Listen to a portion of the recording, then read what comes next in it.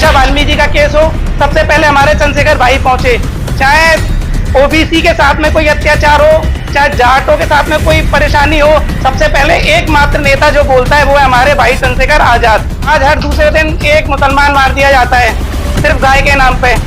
आज के समय पे देखा जाए तो बहन कुमारी मायावती जी भी कहीं ना कहीं दबाव में, मनुवाद के में, इसलिए वरना हमारे पास में कोई सुप्रीम कोर्ट में कोई बड़ा जज है, हमारे पास कोई विकल्प नहीं है मनुवाद से लड़ने का।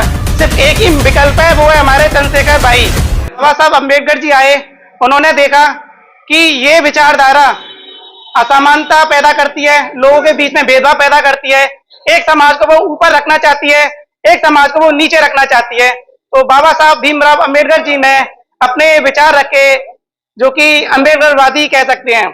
इसके आगे जब उन्होंने पार्टी बनाई आरपीआई बाबा साहब ने बनाई, और भी संगठन बनाए, और बुद्धिस्ट सोसाइटी ऑफ इंडिया, समता सैनिक दल। लेकिन बाबा साहब के बाद में वो जो संगठन थे सारे के सारे कांग्रेस के हाथों बिक चुके थे। कह सकते हैं कि मनुवादी ताकतें कहीं ना कहीं फिर से ताकत में आ गई। फिर उसी समय मान्यवर साहब हमारे काशीराम जी आए, वो भी पहले आरपीआई में ही काम करते थे। उन्होंने देखा कि अब ये आरपीआई कांग्रेस के हाथ में बिक चुकी है, तो उन्होंने अपना एक संगठन बनाया जिसका नाम था बहुजन समाज पार्टी। बहुजन समाज पार्टी मान्यवर साहब ने बनाई ये सोच के कि आज ये जो विचारधारा है मनुवाद की, जो कि ऊंच नीच रखती है लोगों में, तो हम अपनी एक ब्राह्मणवादी के खिलाफ अपनी एक विचारधारा रखते हैं जिसका नाम रखा हमने अम्बेडकरवाद। बहुजन समाज पार्टी और दूसरी तरफ मनुवाद, एक तरफ मनुवाद एक तरफ अम्बेडकरवाद। अम्बेडकरवाद वो है जो कि लोगों में भाईचारा रखना चाहती है और लोगों को शिक्षा देना चाहती है, जो लोगों के हक हैं जो मनुवाद ने हमसे छीन लिए थे उन सबको देना चाहती है। लेकिन समय के साथ बहुजन समाज पार्टी ने काम किए और काफी विचारधाराओं को आगे बढ़ाया। वो जब तक बढ़े जब तक हमारे मान्यवर साहब थे, लेकिन जैसे ही मान्यवर साहब हमें छोड़ के सन 2006 में चले गए, उसके बाद ये सारी सत्ता मिली बहन कुमारी मायावती जी को। आज के समय पे देखा जाए तो बहन कुमारी मायावती जी भी कहीं ना कहीं दबाव में, मनुवाद के में, इसलिए ब्राह्मणवाद कहीं ना कहीं कमजोर हुआ है।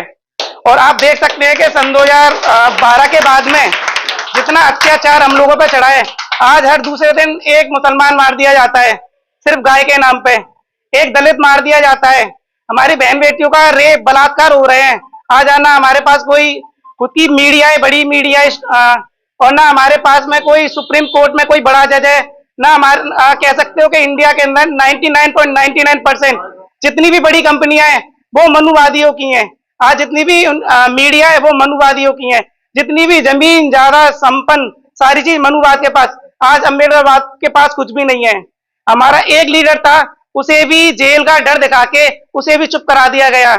इसी बीच में हमारे बड़े भाई चंद्रशेखर आजाद जी आते हैं और वो पूरी दमदारी के साथ मनुवाद से लड़ रहे हैं।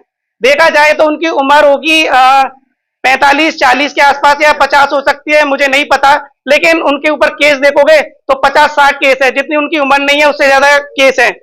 पूरे भारत में आज एकमात्र हमारे भाई हैं जो कि हर केस में सबसे आगे बढ़ चढ़ के हिस्सा ले रहे हैं। आप देख लो, चाहे वो किसान आंदोलन हो, सबसे पहले हमारे बड़े भाई पहुंचे, चाहे वो मुसलमानों पर अत्याचार हो, सीए एनआरसी का केस हो, सबसे पहले संविधान लेके जामा मस्जिद पे हमारे चंद्रशेखर भाई ही पहुंचे, चाहे मनीषा वाल्मीकि का केस हो, सबसे पहले हमारे चंद्रशेखर भाई पहुंचे, चाहे ओबीसी के साथ में कोई अत्याचार हो, चाहे जाटों के साथ में कोई परेशानी हो, सबसे पहले एकमात्र नेता जो बोलता है वो है हमारे भाई चंद्रशेखर आजाद। तो साथियों, आज के समय पे देखा जाए तो अब हमारे पास कोई विकल्प नहीं है मनुवाद से लड़ने का, सिर्फ एक ही विकल्प है, वो है हमारे चंद्रशेखर भाई। बाकी के सारे लोग जितने भी नेता हैं A to Z सारे मनुवाद के दबाव में, आरएसएस के दबाव में और भारतीय जनता पार्टी के दबाव में। सिर्फ एक ही नेता है हमारे चंद्रशेखर भाई, जो कि आज मनुवाद से पूरी जोर और ताकत से लड़ रहे हैं। और हम लोगों को ये संकल्प लेना चाहिए कि सभी को मिलके कि भाई के हाथ हमें कैसे भी मजबूत करने हैं। और अभी तो हमारे पास सत्ता में कुछ है नहीं है, सिर्फ एक सीट है, लेकिन ये सोचो कि जिस दिन हमारी सन 2027 में सरकार बनती है, हमारे भाई मुख्यमंत्री बनते हैं, तो सोचो सिर्फ उत्तर प्रदेश में हम अपने भाइयों को शिक्षा में और हिस्सेदारी में आगे बढ़ाएंगे। और अगर हमारी सन 2029 में सरकार बनती है राष्ट्र लेवल पे, तो हम भाई को इतना मजबूत कर देंगे कि जितने भी जिन मुसलमान भाइयों पे अत्याचार हुआ है या वाल्मीकि भाइयों पे हुआ है, दलितों पे हुआ है, ओबीसी समाज पे हुआ है, तो हम अपना हक ले सकते हैं। हम उनका हक छीन नहीं रहे हैं, हम सिर्फ अपना हक ले सकते हैं। हमारी लड़ाई उनसे नहीं है, हमारी लड़ाई व्यवस्था से है, जो कि असमानता की वजह से हमें आगे नहीं बढ़ने दे रही है। इसी बात को मैं अपनी विचारों मतलब अपनी बात को रोकते हुए सभी को धन्यवाद कहता हूं कि मुझे बोलने का मौका दिया। नमो बुद्धाय, जय भीम।